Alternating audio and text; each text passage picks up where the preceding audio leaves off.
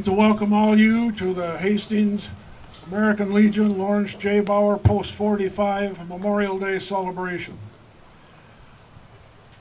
This parade is to honor and celebrate those who gave all to defend their and support and ensure the rights given to Americans under the Constitution, and it will not be denied. The history of this day, Memorial Day, is written up in Saturday's reminder. I could not ever improve on that write-up, so if you haven't got a Saturday reminder from J.Ed., go pick one up and save that discussion of the history of Memorial Day. It's as well written as anything I've ever read. As our tradition goes, we have a speaker here at the Veterans Memorial. This is actually the Veterans Civil War Monument that you see here behind me and going up 45 feet.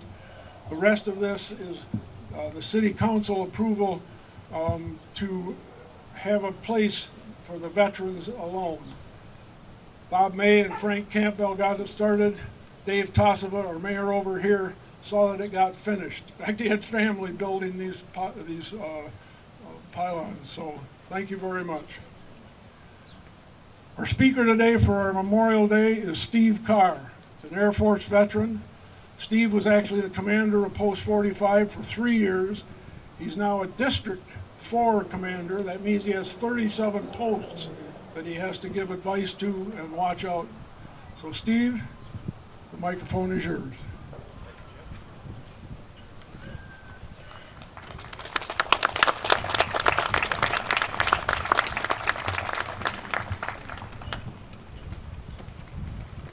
I'm really happy to see so many people here to remember all our brothers and sisters who didn't come home. I'd like to spend a few minutes talking about the last 13 that we lost in Afghanistan. Their mission was notable: evacuate desperate civilians yearning to escape a brutal regime. The 13 U.S. service members who died during a terrorist bombing in Afghanistan last August will not be the last heroes to make such a sacrifice, but they represent the best of a generation. It was Navy Corpsman Max Sobiak, Berlin Heights, Ohio. His high school football coach described him as fearless. He was 22. Army Staff Sergeant Ryan Krause of Corryton, Tennessee, was a member of the 82nd Airborne. He was 23.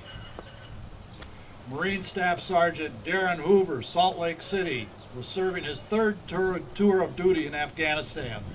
He was 31. Marine Corps Sergeant Johnny Rosario Picardo of Lawrence, Massachusetts, was a member of her brigade's female engagement team, responsible for screening civilians while respecting cultural sensitivities. She was 25. Marine Corps Sergeant Nicole G., Sacramento, California, posted an Instagram photograph of herself cradling an an Afghan baby, and the caption, "I love my job," just days before the attack. She was 23. Marine Corporal Hunter Lopez of Indio, California, was the son of 2 Riverside Sheriff's Department officers. He was 22. United States Marine Corps Corporal Humberto Sanchez of Logansport, Indiana, was on the homecoming court during his senior year in high school. He died at 22. Lance Corporal Jared Schmitz of St. Charles, Missouri, liked to play video games. According to his father, he was 20. Lance Corporal Dylan Marola of Cucamonga, California, had been in Afghanistan for just more than a week. He planned to attend college and study engineering. He was 20. Not only are these diverse men and women forever in our hearts, but for those who knew them, they are forever young. They came from every background, yet they shared a common goal: to serve America and make life better for others. It was the same ethos that drove our Korean veterans 70 years ago. George Andrew Davis, Jr. was a World War II flying ace with the Army Air Forces before taking his remarkable skills to the newly created United States Air Force flying an F-86 Sabre. He downed 14 North Korean, Chinese, and Soviet aircraft. He led his last aerial patrol mission on February 10, 1952, near the Manchurian border. Major Davis spotted 12 enemy MiG-15 aircraft speeding towards friendly fighter bombers. He sped through the rear of the enemy formation and downed 2 enemy MiGs. Rather than evade the enemy, who by then had been concentrating fire upon his aircraft, he reduced his speed to engage a 3rd MiG-15. It was during this engagement that he sustained a direct hit and lost his life. Major Davis was 31. He was promoted posthumously to Lieutenant Colonel and awarded the Medal of Honor. His citation states, "His indomitable fighting spirit, heroic aggressiveness, and superb courage in engaging the enemy against formidable odds exemplified valor at its highest." From the American Revolution to the global war on terrorism, more than 1 million American veterans have made the supreme sacrifice. They died so that we could continue to cherish the things they loved: God, country, family. That is why we gather here on Memorial Day, to honor the memory of our fallen warriors who have given everything for their country. We are also reminded on this day that brave men and women have always stepped forward to take the oath of allegiance as members of American armed forces, willing to fight and, if necessary, die for the sake of freedom. In reflecting on the sacrifices of their comrades during World War I, the founders of the American Legion saw 4 common pillars as to why Americans so often answer their nation's call, even to the point of sacrificing their lives. They do it to provide a strong national defense, to keep America safe and secure against those enemies who would destroy our American way of life. They do it for their fellow comrades, for those fighting by their side against all odds, and for those who eventually separate from the military but proudly claim their status as veterans. They do it for American core values of God and country, family, patriotism, and our freedom to worship as we please. They do it for their children, so that they can grow up in America that is strong and free. It is through this last pillar, children, that we must continue to honor the spirit of these heroes. We must share the legacies and tell the stories of those who are no longer here. Nearly 7,000 American men and women have died while fighting the global war on terrorism. Many were parents. The loss felt by Gold Star families is forever. There are many tangible things we can do to honor the service of our fallen heroes. First and foremost is to take care of their loved ones. In some cases, this means providing financial assistance to help their children obtain higher education. Across this great country, the American Legion is raising funds to ensure that college education will be a reality for these families. This is why the Legion established the American Legion Legacy Scholarship Fund. It is also why we wear a poppy, the symbol of hope that sprouted on a Belgian battlefield. Memorial Day is not about picnics and parades, though there's nothing wrong with enjoying and in celebrating our American way of life. Memorial Day is about gratitude and remembrance. It is about honoring the men and women who made it possible for us to gather here today in peace. But the reason that there is a Memorial Day, the reason that we gather here, is to remember those who made our way of life possible. They truly are the guardians of our freedom. Always remember, all gave some gave all. God bless our veterans, God bless our military, God bless the United States of America. Thank you.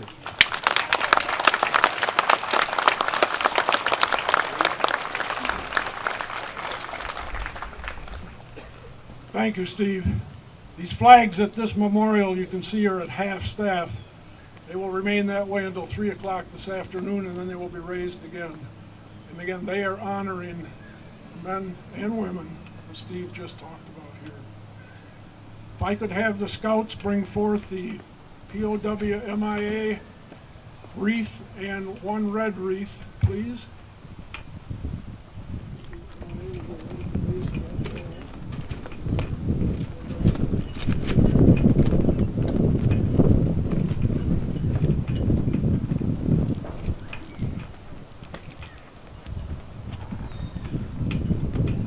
Place these wreaths again to honor those that gave all.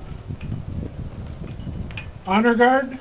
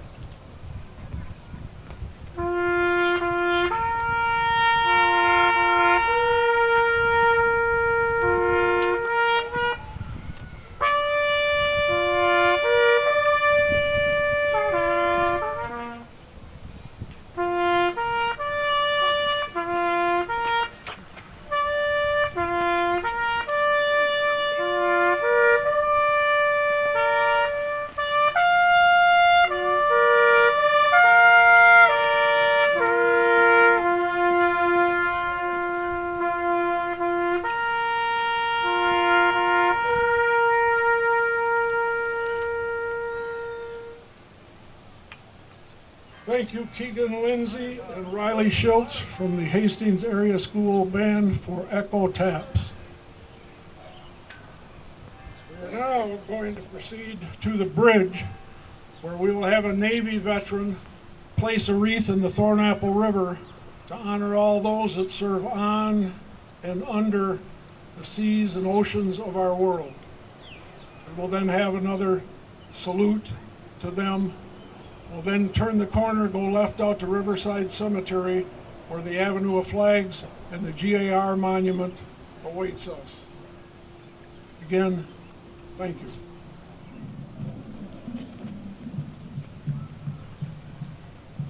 Honor guard, halt! Left face. Parade left.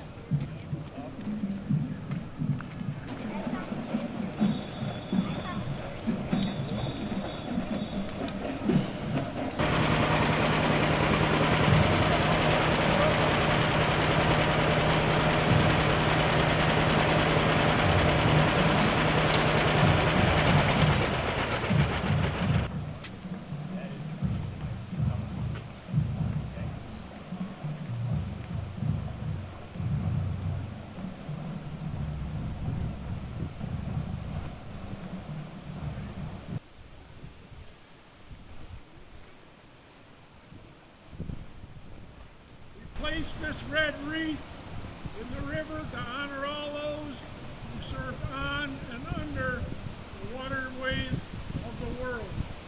Clarence Hunter, United States veteran, will place this wreath in the river.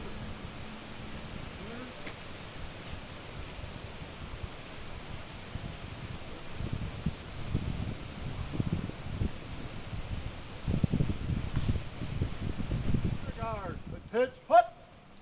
Port arms. Ready. Aim. Fire. Ready. Aim. Fire. Ready. Aim. Fire. Present arms.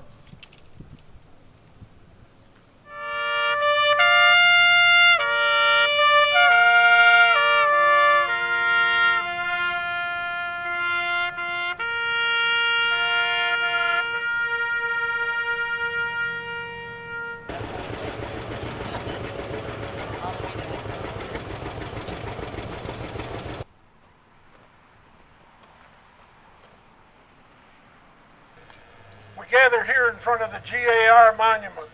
That's this large stone structure behind me. That was placed in honor of the GAR Fitzgerald Post 175, way back in the Civil War.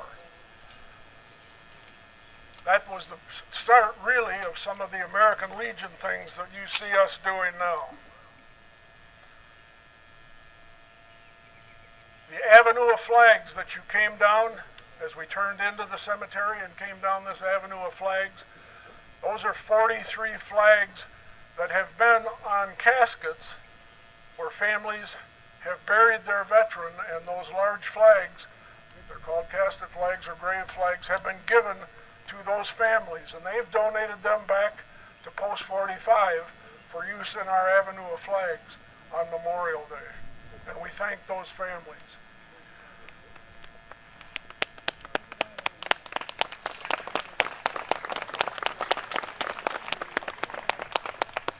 Also, as you look around Riverside Cemetery, there's about 500 small flags on veterans' graves. Each grave has a marker, and you'll see these here, and then we put a flag on it. That'll stay until after the 4th of July, and then we'll take them down. Can't do this without the Boy Scouts, Cub Scouts, and the scouting troops. They literally come out here, grab those flags, and within an hour and a half, they cover this whole northern part of the cemetery, and this year they even had to go across because the guy holding the speaker right here didn't have the energy to go over and finish it up. So I do really thank them for their help every year. Thank you, guys. Thank you. As with our tradition here, we will have a speaker, and then we'll have the ceremony to conclude our Memorial Day celebration. Our speaker out here at Riverside Cemetery is Barry Wood. As you know, Barry Wood was a city councilman, I think it was. Barry has been in the Legion forever. He actually was a commander of Post 45. He was a treasurer of Post 45. He's a second vice of Post 45 now. And he will be immortalized down at the Michigan State Department of the American Legion. Barry has the distinction of being the only state commander who will have a 2-year term underneath his name. They didn't have elections for COVID, and so Barry has his place in history. But right now, I'd just like to introduce him as our speaker here at Riverside. Barry Wood.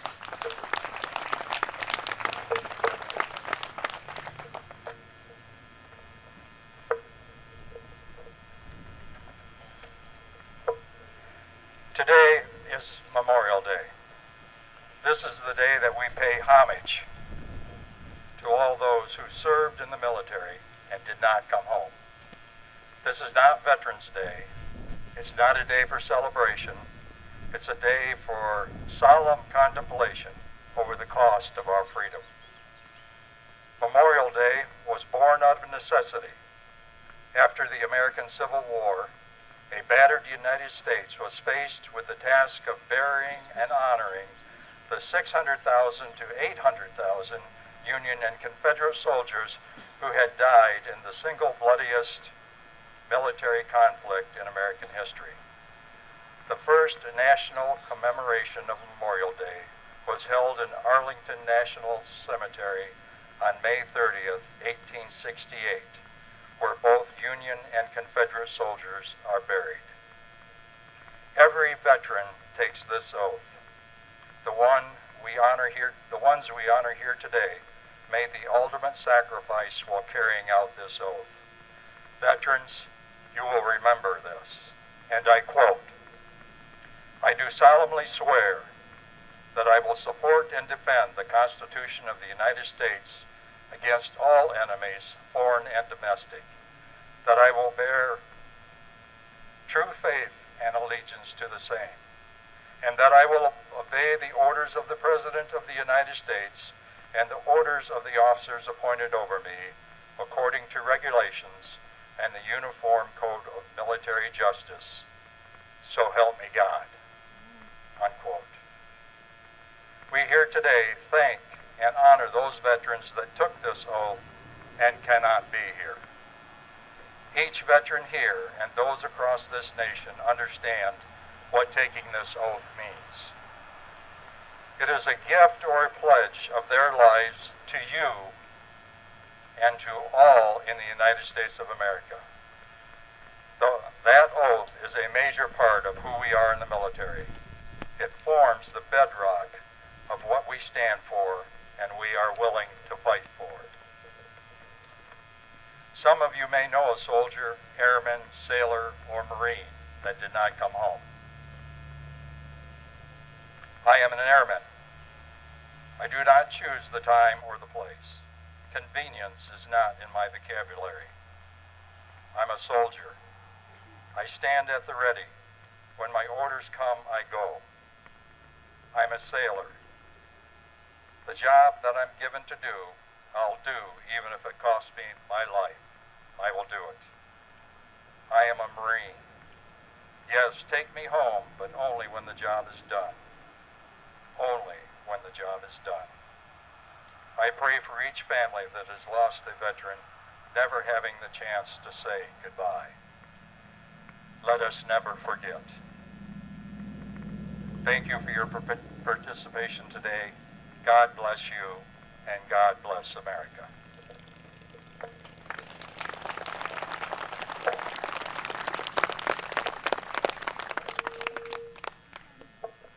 Thank you, Barry. Appreciate that message. If I could have the scouts come up with the last wreath to place here at the GAR monument.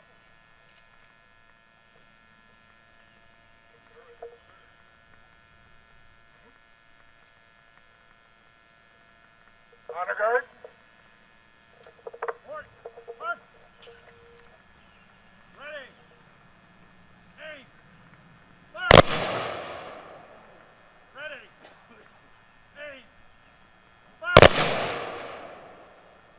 Ready. Aim. Fire. Honor guard. Present. Mark.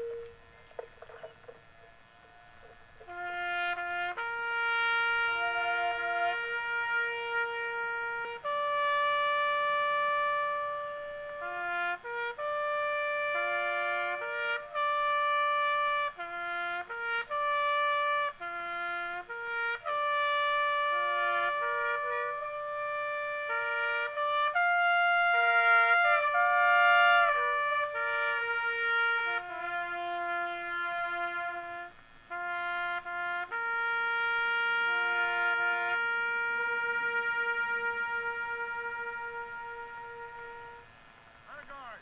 Port. Arm. Order. Arm. Raise. Rest.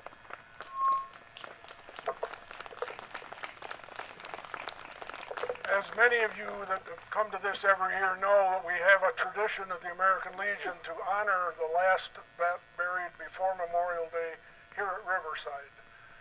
In this case, that was Dr. Paul Sweetland, one of the dentists here in town for over 38 years. Paul was a veteran, United States Army, the 82nd Airborne Division, had 30-some jumps throughout his career. He was in the Army actually twice. He was given a full military funeral about almost 3 weeks ago now. So we are not going to walk up there, although when I went down to the City Hall to get the name of the last vet, they said, there's nothing Paul Sweetland would have liked to have you do but to walk way up to the north end of the cemetery up here, because he was into exercise with bicycle like crazy. So I got a smile out of that veteran even after he'd passed on. This concludes our ceremony for 2022 Memorial Day. I thank you all for your participation.